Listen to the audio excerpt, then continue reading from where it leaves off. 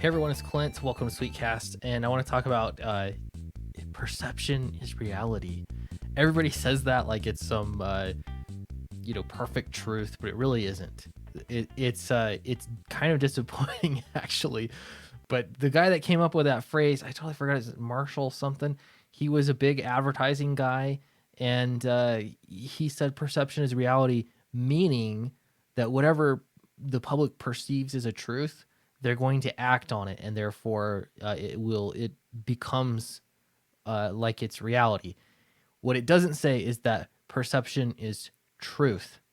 Okay, the truth remains no matter what the perception is, I'm really tired of people saying perception is reality and making that mean, well, therefore it's right. That's like might is right.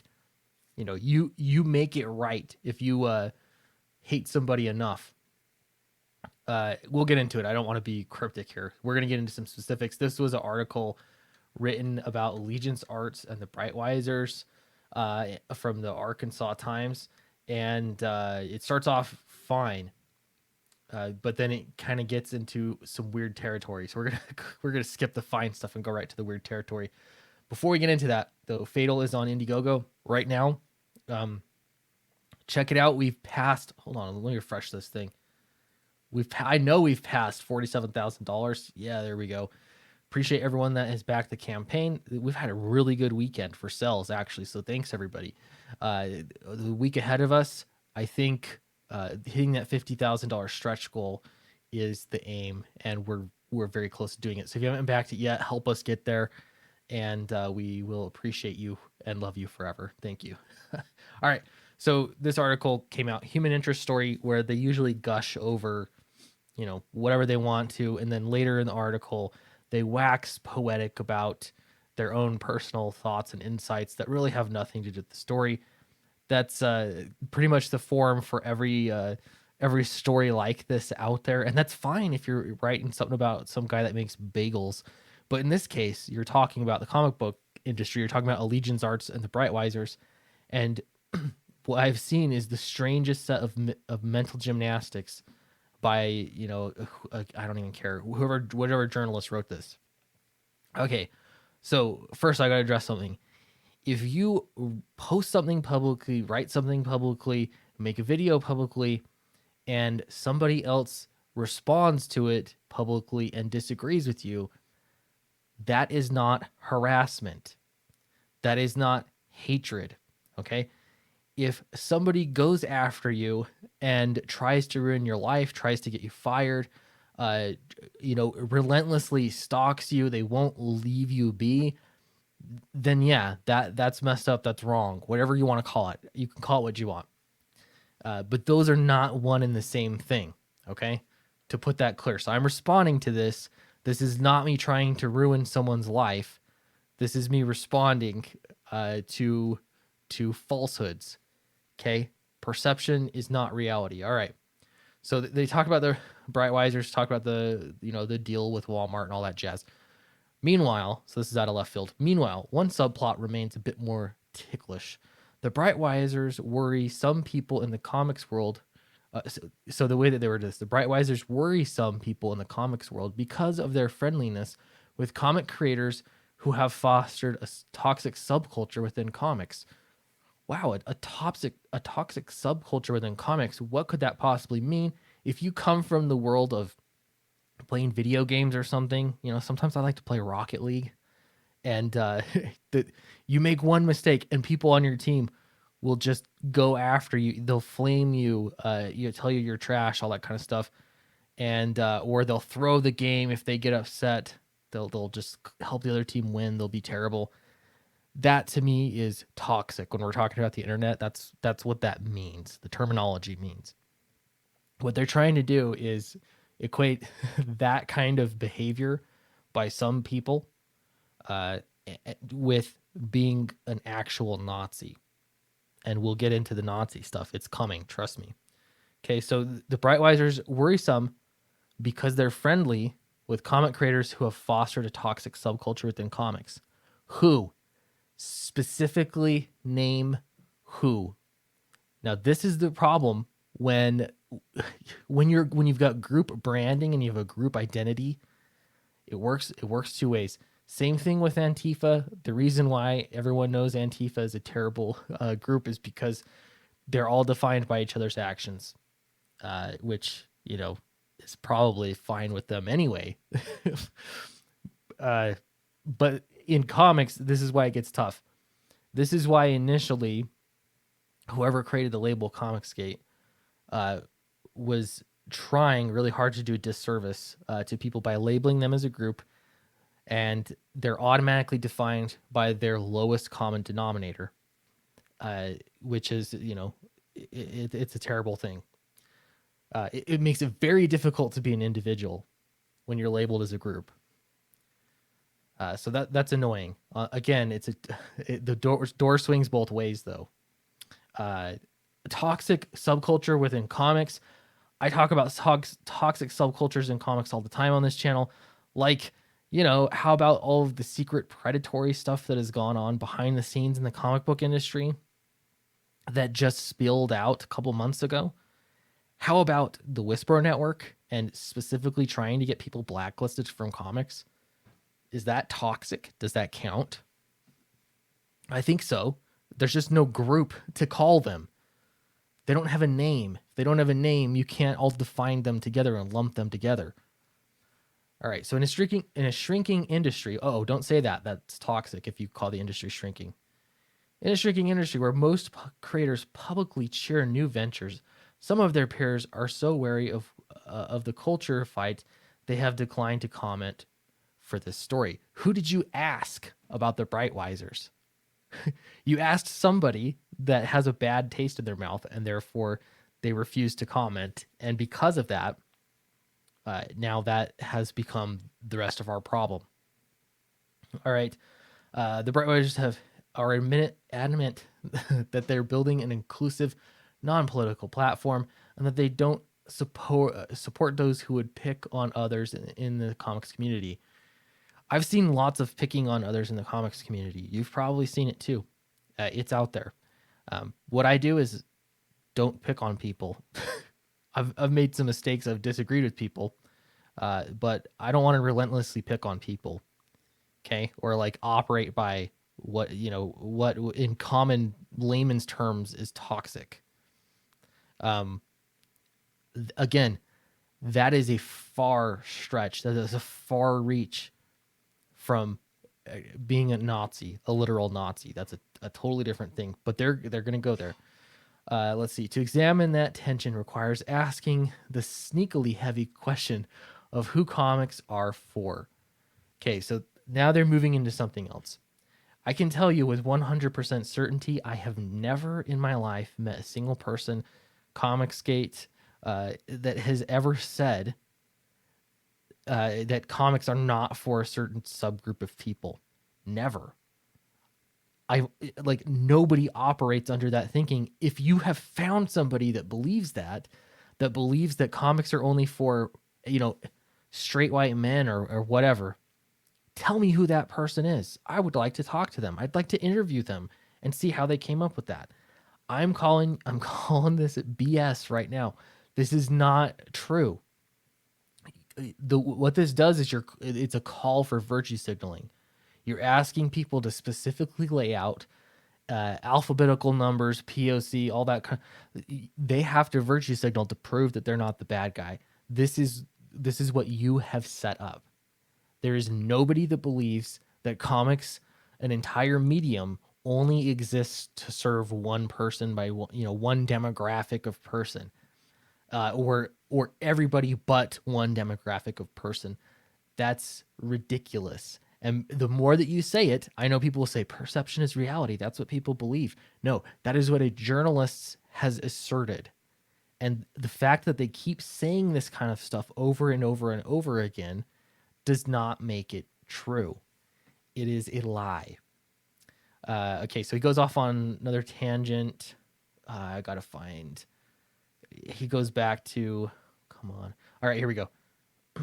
He's jumping back now. So he went and talked about the tweet heard around the world. Apparently, Mitch's tweet congratulating Trump.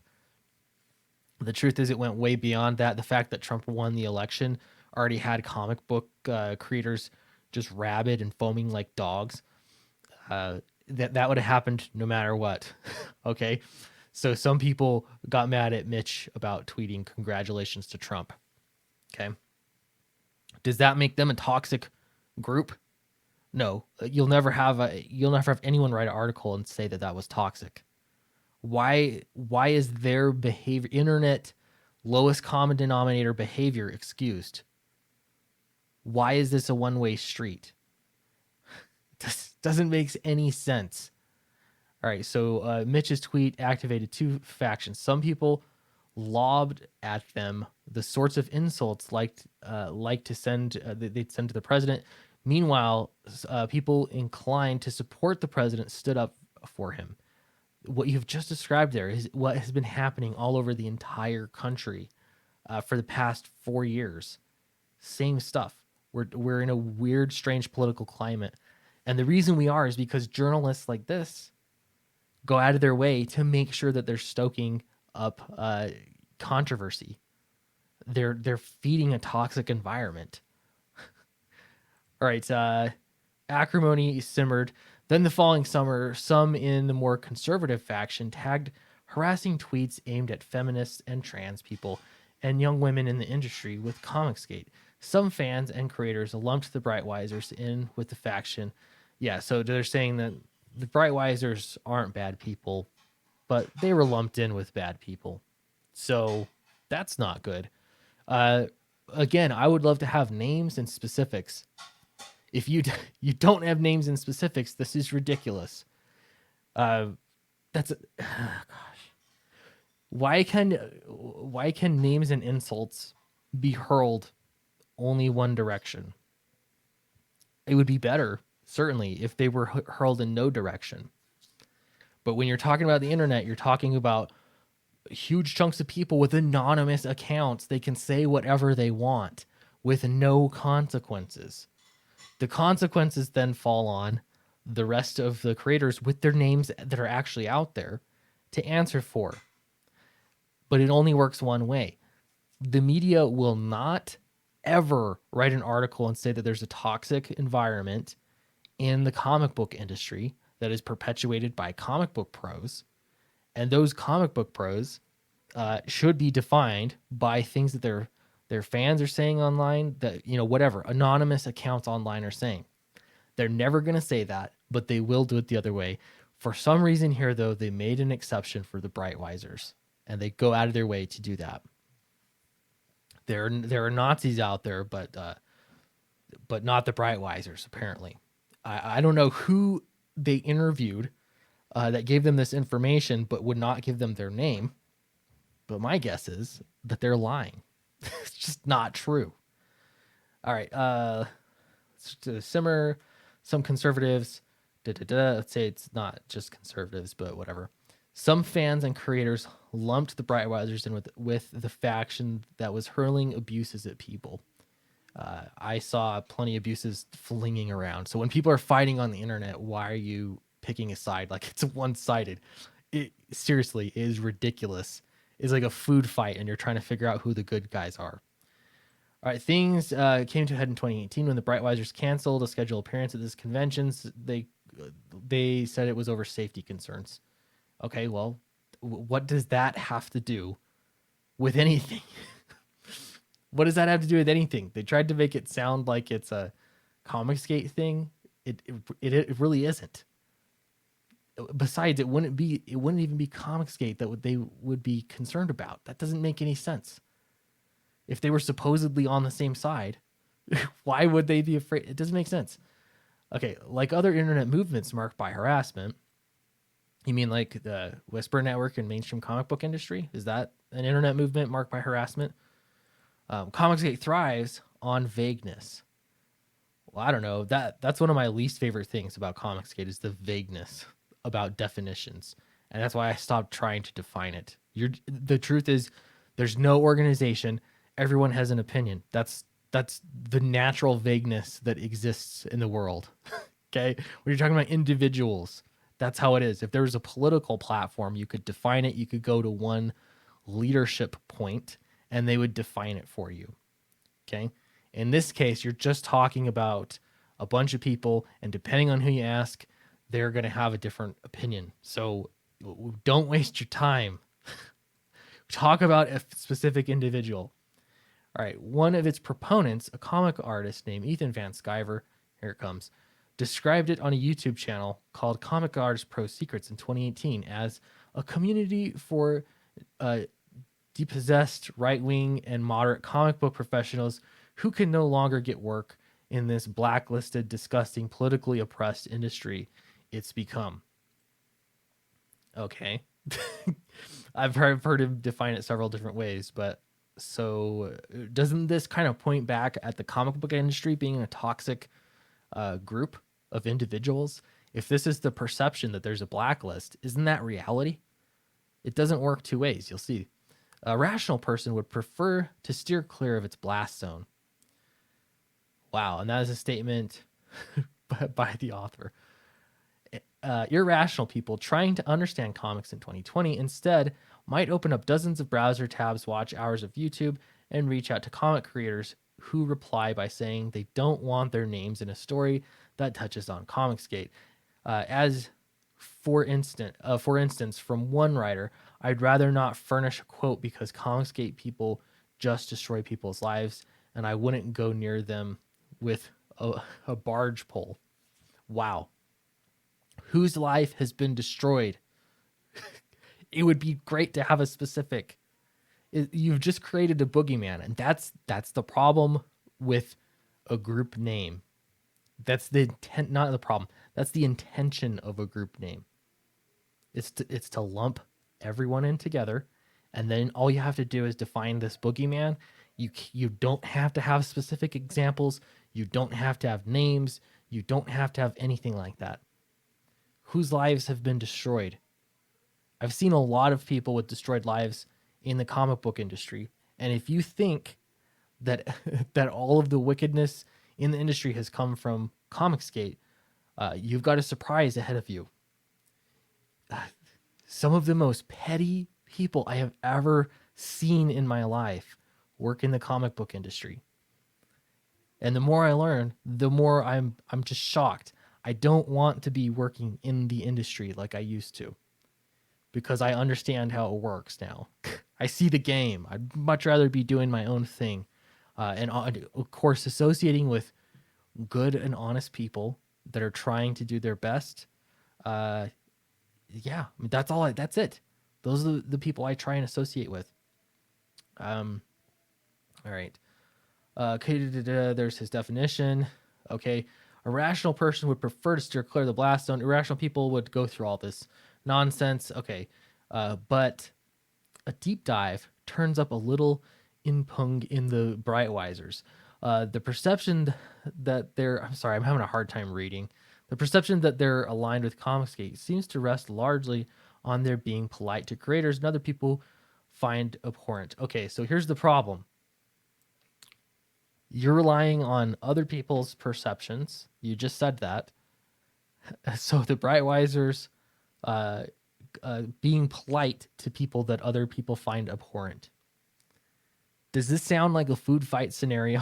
Like you just have two sides that are upset with each other, and you're trying to figure out who is sitting next to who in the lunchroom. This is silly.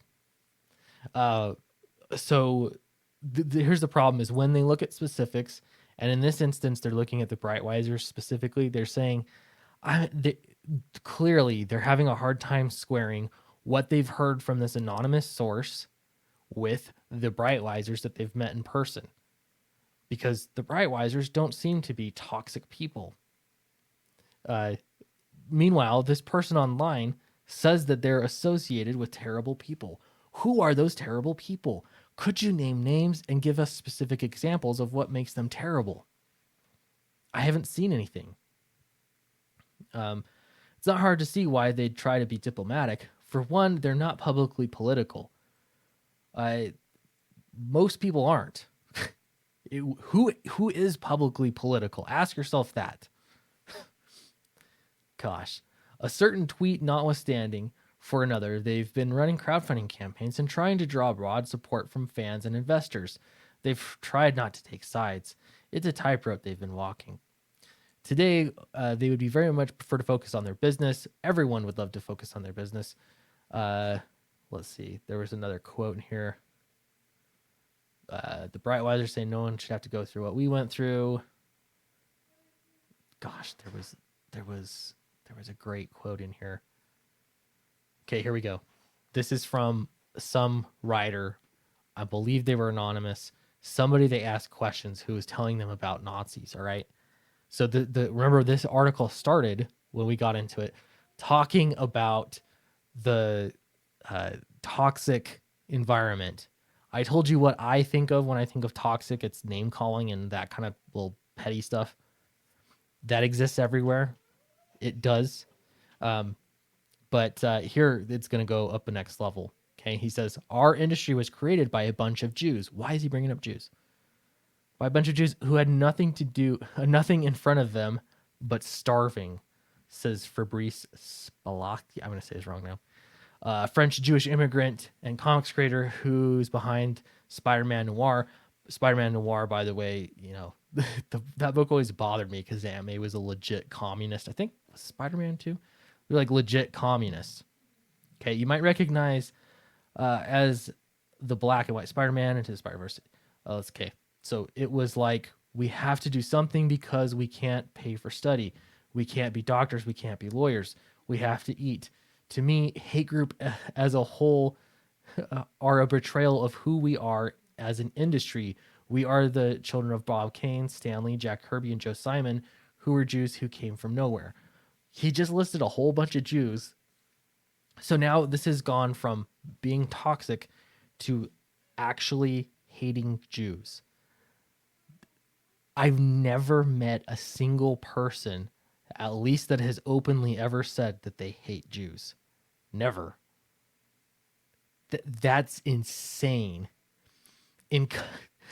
Nobody is saying this stuff. You've made a straw man that you're beating up. Gosh. Perception is reality. If they say it, then therefore it's reality. Okay, well, but it's still not the truth. It is a lie.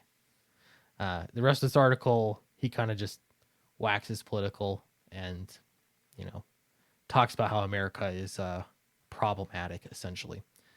Sam Effling, I said his name. Does that make me harassment leader? I don't know. Anyway, let me know what your comments are. This one just, I get tired of this stuff, and I just thought, should I just not even make a video on it? Like, it's just the same thing over and over and over again. But perception is reality. I wish that people were writing articles like this, written articles that you know, gave specifics. If you had a specific problem with a specific creator, name a specific person and what they specifically did. If you can't do that, if all you can recite are anonymous sources, they're just like the anonymous profiles that start all this crap on Twitter. If that's all you can do, you don't have anything. But you're trying to create a narrative, and I'm just sick of it. If you don't want to associate with me, don't associate with me. That's fine. If you want to disavow me, then name something I did that's worth disavowing. And that should go for everybody. That's it. All right, thanks. Check out Fatal. Super upbeat video here. Check out Fatal. I'm sorry, I'm kind of a mess. I've got a lot of things going on. I just can't even read today. So pardon my poor reading. Appreciate it. And I'll see you tonight. I'm going to live stream tonight, and I think it'll be fun. So I've got a few people coming on. I'm going to talk about Jason Brubaker and Rob Geronimo as well. He'll be on the show. So see you tonight, and bye.